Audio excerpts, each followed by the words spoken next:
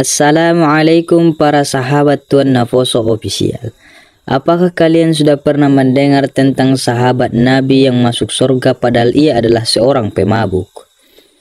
Di sini saya akan menceritakan kembali ceritanya, tapi sebelum lanjut jangan lupa like, komen, dan subscribe agar tidak ketinggalan kisah-kisah menarik dari channel ini. Namanya adalah Nuaiman. Dalam keseharian dan syiar keislamannya, Rasulullah sering didampingi oleh para sahabat-sahabatnya. Rasa cinta sahabat kepada Rasulullah tak perlu diragukan meskipun dengan cara yang berbeda dan beragam. Nuaiman terkenal memiliki kepribadian yang sering menyimpang dan selalu ingin ditegur oleh Rasulullah Shallallahu Alaihi Wasallam. Kebiasaan meminum atau mabuk Nuaiman juga sering Rasulullah jumpai langsung dan ditegur. Bahwa ketika ingin bertemu Rasulullah, Nuaiman terlebih dahulu meminum khamar agar mabuk. Karena saat bertemu pasti ditegur oleh Rasulullah dan teguran tersebut membuat Nuaiman bangga. Kebanggaan tersebut karena menganggap Rasulullah peduli padanya, meskipun keesokan harinya kembali meminum khamar. Suatu ketika Rasulullah sedang bersedih karena ditinggalkan oleh dua orang yang beliau cintai. Nuaiman yang melihat Rasulullah bersedih berinisiatif membuat beliau tersenyum. Kemudian Nuaiman menemui Zaid bin Sabit yang merupakan penjual kambing. Lalu Nuaiman memesan 2 ekor untuk diberikan kepada Rasulullah dan meminta Zaid mengantarkannya pada Rasulullah. Saat Zaid bertanya uangnya, Nuaiman berkata bahwa Rasulullah yang akan membayar. Ketika itu juga Zaid berangkat mengantarkan pada Rasulullah dan berkata bahwa kambing tersebut hadiah dari Nuaiman. Rasulullah pun tersenyum mendengar kabar itu dan berterima kasih. Namun Zaid belum juga beranjak dari hadapan Rasulullah. Kemudian Rasulullah bertanya, "Kenapa masih belum beranjak?" Lalu Zaid dengan malu-malu berkata bahwa Rasulullah yang diminta membayar oleh Nuaiman. Dalam keadaan sedih, Rasulullah pun untuk kedua kalinya tersenyum. Terlebih Rasulullah melihat Nuaiman mengintip di balik tembok. Suatu ketika saat Nuaiman wafat, Rasulullah termasuk yang mengkafani dan turun liang lahat Nuaiman. Usai pemakaman selesai dan semua yang takziah bubar, Rasulullah menyuruh sahabat yang lain ikut bubar. Namun Rasulullah tetap di atas pusara kubur Nuaiman karena ingin menyaksikan malaikat mungkar nangkir menanyakan Nuaiman. Saat malaikat mungkar nangkir bertanya, "Siapa Tuhanmu?" Nuaiman menjawab, "Allah, Tuhanku." Pertanyaan selanjutnya, Nuaiman kembali ditanya, "Siapa nabimu?" oleh malaikat mungkar dan nangkir. Lalu Nuaiman meminta pertanyaan itu diulang. Kemudian malaikat tersebut mengulang dengan cukup keras. Mendapat pertanyaan siapa nabinya dengan cukup keras dari malaikat, Nuaiman berkata kepada malaikat tersebut, "Jangan keras-keras, nanya siapa nabi saya. Soalnya beliau sedang mengintip kita di atas," ujar Nuaiman. Di situ juga Rasulullah masih bisa dibuat tertawa oleh Nuaiman yang sedang menjawab pertanyaan malaikat mungkar dan nangkir. Dan hal serupa itu pernah dialami Sayyidina Umar bin Khattab. Ketika bertemu malaikat mungkar nangkir yang keras dan menyeramkan, Umar memang dikenal sebagai pemimpin tegas dan berani hingga ditakuti oleh setan dan orang-orang munafik. Ternyata beliau juga disegani malaikat mungkar dan nangkir.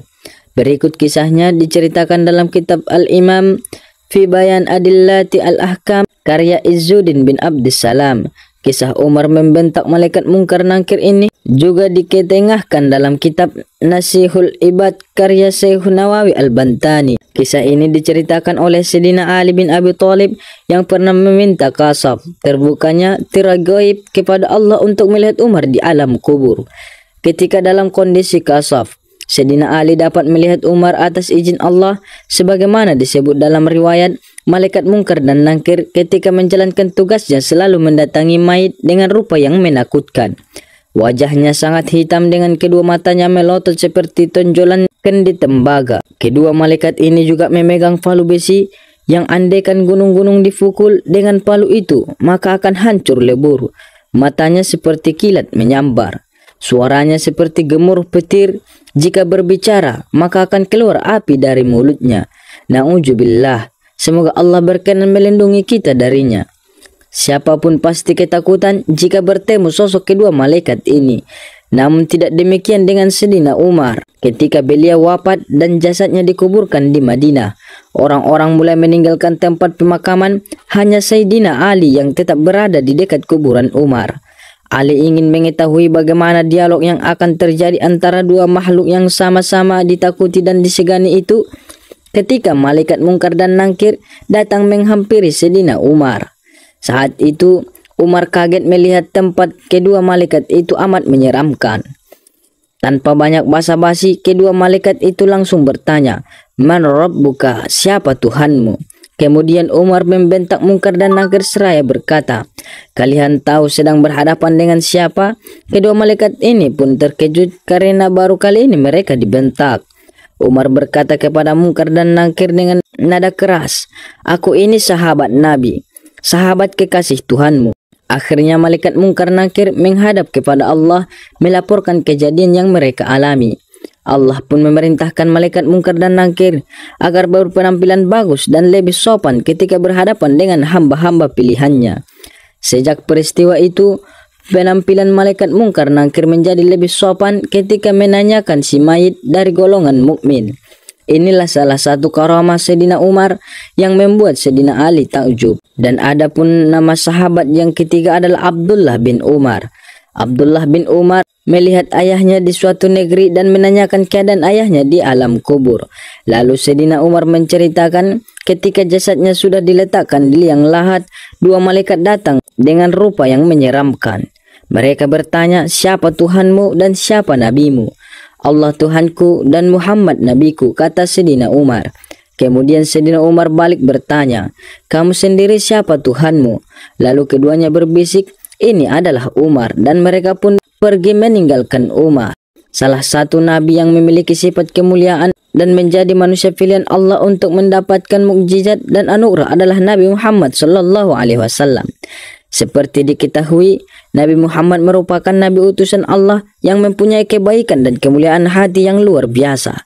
Selain sifat kebaikan dan kemuliaan yang dimiliki Rasulullah juga menjadi manusia pilihan Allah yang diberikan kemampuan untuk mendengar suara siksa dalam kubur. Dalam hadis riwayat Bukhari Muslim dari Ibnu Abbas disebutkan bahwa Rasulullah SAW mampu mendengar suara mayat yang sedang disiksa di dalam kubur dari dua kuburan yang dilewatinya. Kemampuan Nabi Muhammad dalam mendengar suara siksa kubur ini memang menjadi keistimewaan tersendiri. Bahkan dikatakan bahwa Allah memberikan anugerah ini kepada tokoh-tokoh terpercaya yang tidak mempunyai cacat dalam agama serta sifat kejujuran yang dimilikinya. Dari cerita ini, disitulah keadaan orang yang telah mati dalam kubur, rohnya duduk meminta, merasa nikmat dan sengsara, serta berteriak, yaitu ketika roh masih terhubung dengan badan yang terbaring di dalam kubur. Sungguh ini merupakan suatu kebesaran Allah yang patut diyakini agar seluruh umat muslim dapat bertobat dan memohon ampun kepadanya. Cerita ini banyak mengajarkan kita dan banyak kita ambil tauladan ketika para sahabat didatangi para malaikat untuk ditanyakan tentang amal perbuatannya semasa hidup di dunia. Terima kasih yang sudah meluangkan waktu untuk nonton video ini. Sedikit tentang pemahaman agama yang saya pelajari saat masih berada di pondok pesantren. Dan sedikit tambahannya buat para sahabat semua bahwa Allah Subhanahu wa Ta'ala pernah berfirman, "Katakanlah Muhammad, dialah Allah yang Maha Esa. Allah tempat meminta segala sesuatu. Allah tidak beranak dan tidak pula diperanakan, dan tidak ada sesuatu yang setara dengan Dia." Quran Surah Al-Ikhlas. Semoga video ini bermanfaat untuk kita, bahwa amal ibadahlah teman kita yang sesungguhnya untuk menghadapi siksa di alam kubur.